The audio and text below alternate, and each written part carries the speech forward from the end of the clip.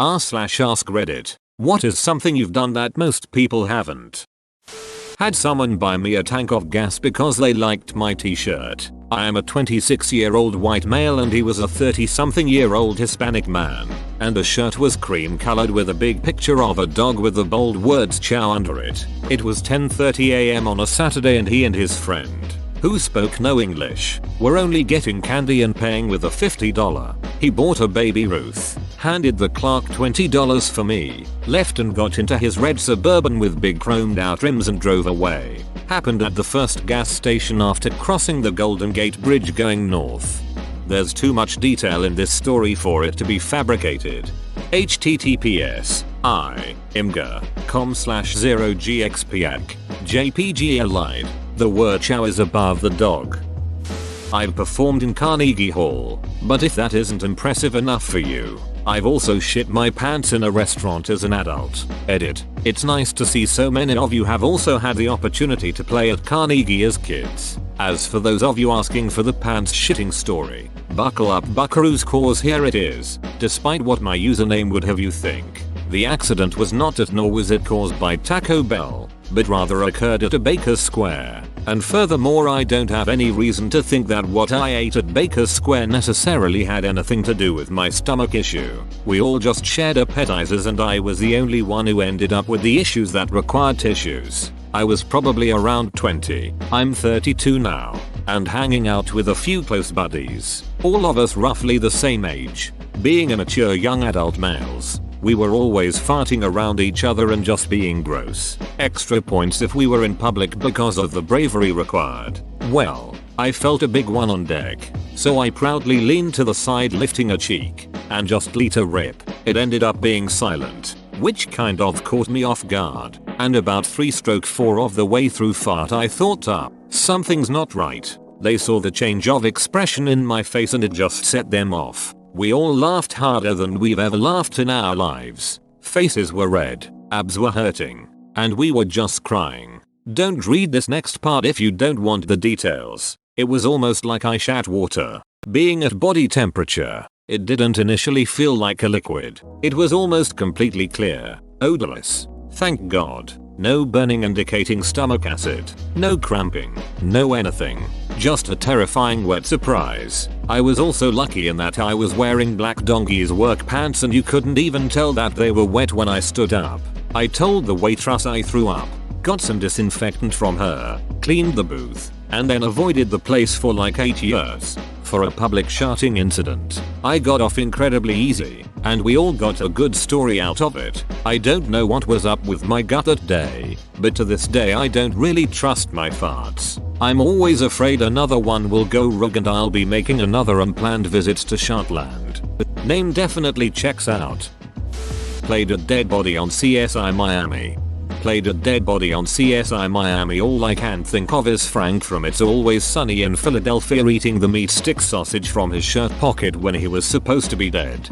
I watch for you guys breathing when my wife watches procedural shows. Is there a garter or something? Or are you just told to hold your breath? I dislocated my own thumb by missing whilst clapping. This reminds me of my ex whose wrist broke when she lifted a jug of Pepsi in Pizza Hut. God bless her brittle little bones. Used my turn signals to indicate my intentions while driving. Let me one up you. I did that once. In a BMW. Once. I received a happy birthday tweet from an astronaut on the International Space Station. Messages from an astronaut to a small device in your hand feels quite surreal yet rewarding. Happy birthday. Who is this? John. I don't know any Johns. I'm in the ISS. Prove it. Sends picture. Can we be best friends? Just so I can say I'm best friends with an astronaut. No reply later in the day. Wait. How the duck did he know it was my birthday? It's not as bad as John from ISIS knowing your birthday. Held a hummingbird, which is apparently illegal. Damn. I'm a badass. Pics from 2012. Dirty Hands cause welder. Are you a princess in the Disney universe? Only one way to find out. Let's render him unconscious and see if a prince molests him. Was a part of a unicycle team and competed at state, national, and world competitions in 5th grade. I call bullshit. You have to win regional before competing at state. I'm pretty sure that no other school in his region had a ducking unicycle team. Hitchhiked across the US, coast to coast. Edit. Thanks everybody for all the responses and interest. I think I'm going to do an ebook, one I can sell for $1. I could really use the money, but if I finish it and it turns out decent, I promise I will return to this thread and PM everyone who mentioned they are interested and send them a free copy if still interested, as my thanks for the encouragement. Reddit, when you are good, you are great. Thanks again. How many people did you chop up? None. But I was almost on the other end a few times. One thing that whole adventure taught me was to read people and trust myself. Trust my own instincts when it comes to others. Being abandoned at a hospital at birth. It all started when I was born and neither of my parents showed up. Is that a fucking Phineas and Ducking Ferb reference? Dog. One a spelling bee. Some skills are never lost. I have a spelling checker, it came with my PC, it plainly marks for my review mistakes I cannot see. I strike a key and type a word and wait for it to say whether I am wrong or right, it shows me straight away. As soon as a mistake is made it knows before too long and I can put the error right, it's rarely ever wrong. I have run this poem through a I'm sure you're pleased to know it's letter perfect all the way, my checker told me so. Touched my penis. Shook Bill and Hillary Clinton's hands directly after vomiting. Most people vomit afterwards. This political comment might be a little bit too subtle for the audience. To make it clear, the user made a satirical comment about a political opponent he dislikes. It was very nuanced, so I just want to make sure you don't miss it. Gone for a hike every day, without fail, since the 1st of January, 1998. How? Need more information. He gets out of bed, then goes hiking, every day. I've been punched by a wild mountain gorilla. Not exactly something I was expecting in my lifetime. Edit. It was a teenage male gorilla in Uganda, who did a play punch to see if I wanted to play a game of I punch you, you punch me back. Got dragged off by the rangers lest he get the wrong idea, as the second punch would have really hurt. Because you weren't expecting it, I'm now picturing it happening somewhere other than a wild mountain, like in the deli while waiting for a sandwich. Wild mountain. Fast roped out of a helicopter onto the flight deck of a naval ship. I always wanted to ask, when you're sitting in the back of the helicopter, with the doors open, are you just hanging on or are you tethered to something? How do you keep from falling out? You're tethered in. If you're a crew chief or a gunner, you have a giant belt that goes around your torso and attached to that is a tether. If you're in a transport helicopter, there are actual seats with harnesses. When you fast rope out of the back of those, you get out of your seat into a line. When fast roping out of a smaller bird, there is a different kind of tether. Think of a really strong bungee cord with a clip at the end. You're tethered in until you grab the rope and then your buddy behind you or the crew chief will unclip it from you and you're out the door. Toasted marshmallows over a lava flow. Hiked up to a volcano in Guatemala, where there were a few live lava flows just off the side of the trail. Great place to dispose of any unwanted jewelry or covetous albinos. Had both of my lungs collapse at the same time, while on a plane too. Edit. It was double spontaneous pneumothorax due to Marfan syndrome. The tissue on my lungs was much thinner than average as the basics. I didn't know it was collapsed lungs at the time, so I took some Tylenol and slept till I got home. I had went to the doctor a month beforehand because of some chest back discomfort, so I assumed that's what it was part of. I just wanted to go to sleep at home, but my dad said that we were going to the hospital first. It was pretty awkward because the nurses and doctors, they had never seen double spontaneous pneumothorax before, so there were tons of them there checking out the x-rays. For treatment they put one chest tube in my right side. Freezing didn't do shit for it because it's the entire feeling of the tube snaking its way in there that really bugs you. Felt like being stabbed and having it slowly twisted about. One of the worst things was that the tube they put in was too small, so they decided to put a larger one in a couple days later. The tube re-inflated the left side easily, but the right was still not popping up entirely, so I had surgery on the right lung. They basically went in and stapled off glebs, where the thin tissue was located, so the lung was solid and wouldn't have any future issues. It was like 6 hours before I got to the hospital, so yeah, I don't know how I'll live tbh. Did you die? OPPLZ respond. Being pushed into the United States. He was in Canada and broke down on the border. You're not allowed to get out of your car, so the border patrol had to push me in. I loved it, but the border patrol was far from pleased. Edit. My car broke down, not me. I enjoyed the overall experience. Badmouthed Bernie Sanders on Reddit. I'm banned from r/Sanders for president. My offending comment was in response to a post whose essence was I was a Hillary Clinton supporter until she said something today I didn't like, so I just donated $500 to Bernie Sanders. My comment, I just donated $500 to Street Jude because this awful post gave me cancer. Apparently the mod didn't find that as funny as I did. It turns out the OP for that post had previously been posting things in the Bernie subreddit, so he did indeed turn out to be a bundle of sticks. I stand by my comment. I mean, I'm voting for Bernie, but hell, I'm on your side here. Played in a BCS bowl game. What instrument? Where's that list of burn units? Got married in a church entirely built from ice. Well, technically it hasn't happened yet, but it will, tomorrow. For all who ask for pics, I'll put some here tomorrow. Edit. No time for the blog now, but here's one picture. Congratulations. I guess that's the icing on the cake for you. Performed stand up to a room of over 100 people when the previous act was dragged off stage for being racist. Is Michael Richards pretty nice? Held a world record. It was 3-lap time trial in Mario Kart Wii, but still a world record. 2 things. I was born dead, having stopped breathing, and my heart stopped and shit while I was coming out. I also shat in the womb. It went in my ear. I'm deaf in that ear now. Shithead. Got drunk and jumped into Fidel Castro's pool in my underwear. I threw a spear in the air and took out an airplane with 80 people on it. I used to shoot competitively. This happened on a pretty regular basis as I was training. It morphed from badass when I was a beginner to bittersweet as time went on. Elation the first few times, and then it's just damn it. Arrows are expensive. Hope I can salvage one of them. Grumble grumble. First time it happened though. I'll never forget that. Played the grand pipe organ at the Cathedral of Notre Dame, Paris. https://www.youtube.com watch v = mkick of TMA.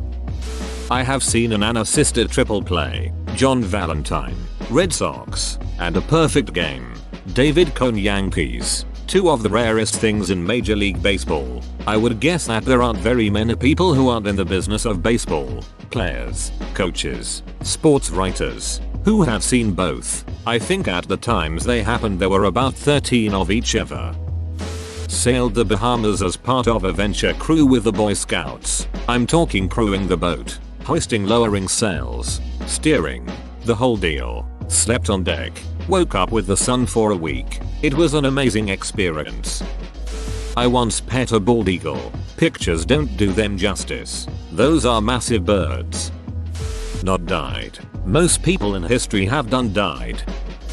Been on The Price is Right since November 3, 1972, the beginning of this incarnation of TPIR. If we assume 5 episodes per week for 40 weeks, conservative estimate, that leaves us with 40 years 40 weeks, plus 4 weeks 3 months. 5 episodes equals roughly 8,060 episodes. If there are 9 contestants called up during each episode, 6 winners, 3 left at contestants row, that means that roughly 540 people have been on The Price is Right. Today's US population is 321. 57 million compared to 209, 90 million in 1972. So let's estimate that 300 million people have been eligible to be on The Price is Right since its inception. That means that 0.024% of eligible Americans have been on TPIR, the same percentage of Rhode Islanders and New Yorkers who are aged 100 or over.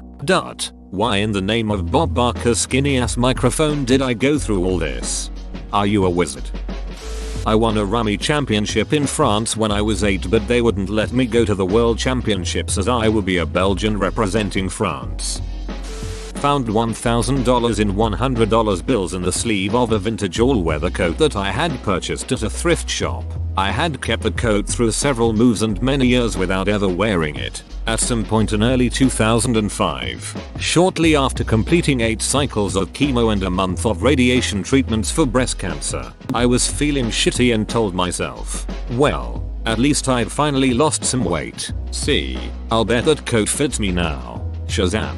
It's a windfall. Edit, adding that I also had the unusual experience of forming a brief but very enjoyable friendship with Simpsons creator Sam Simon because I know a lot about movies and can't hear for shit. We both played a movie trivia game in the early days of AOL. I'm talking dial-up connection. I had no clue who he was because I didn't watch The Simpsons. Screen name S. Simon. But I was good enough at movie trivia to win this very heated contest sometimes. Sam and I chatted, and when I told him I didn't watch The Simpsons because I can't read the lips of animated characters, he sent me the script for A Streetcar Named Marge, along with a videotape of the episode. We went on to trade a few other videos back and forth, and I know I still have at least one letter from him. TL. Doctor, I've had a rather odd life in which some of my greatest triumphs have stemmed from adversity and struggle, and I'm very grateful for it. I added the second story here because I didn't want to make a separate post for it. Saved a boy from drowning when I was 12 years old. Denied sex with Up's mom. Bull ducking shit. There was a big queue. Played golf with Bill Murray for 4 days. Played for 4 days. The 2nd of February to the 2nd of February. Ran a Tough Mudder, then drove to the venue where my band was playing and played a set of heavy metal still in my mudder clothes. Most intense day ever. There's got to be some kind of metalhead triathlon where after playing the set you have to carry your gear up an icy mountain path or something. Hot boxed in igloo. Shame this is gonna get buried way down in the comments cause it was awesome and more people should do it. Moored a 200 plus ship alongside another ship at anchor. Not moved to ship. Had, and survived, brain surgery. Beat through the fire and flames on expert. Achievement. Worn chainmail. Have just one Lay's potato chip. Graduated high school twice because of a technicality. I have 2 valid high school diplomas. And because I also completed grad school, I have more degrees than most y'all beaches. Get money. Stood in the hole where Saddam was found. His mom is still alive? I deep fried a toaster strudel once. Attended 7 or 8 autopsies at once. To elaborate, this was in an elective subject, musculoskeletal disease, in my final year of my bachelor's degree, where we spent a few hours at the morgue here in Sydney. They had a room full of tables with bodies and we had to look around at the blokes doing their work and read a case study on each of the dead people. The first table was an autopsy that was also attended by 2 police officers who were taking photos as they were trying to establish whether it was accidental or manslaughter. The medical examiner, think that's what we call people who do autopsies here, was incredibly informative, and the police officers were also good in answering the questions we had. There was a body of a person who had committed suicide. The body was on one table and the severed head was on another. That was pretty ducked up, and I can still picture pretty clearly when they were removing the towel off of where their head should have been. There was a bodybuilder whose organs were massively oversized. Was pretty incredible to see. A few other random cases and an unfortunate one of a homeless guy that wasn't found for a few days, so his body smelled pretty bad with all the decomposition that had occurred. That was the only one where I asked nothing and moved on very quickly. The smell was too much. I was a surrogate and carried 2 children for a couple that could not have kids of their own. Whoa, you made it to the end? You're a ducking beast. I'll cuss you a deal. Smash like and subscribe for more curated content, bruh. It's free and that's a great price.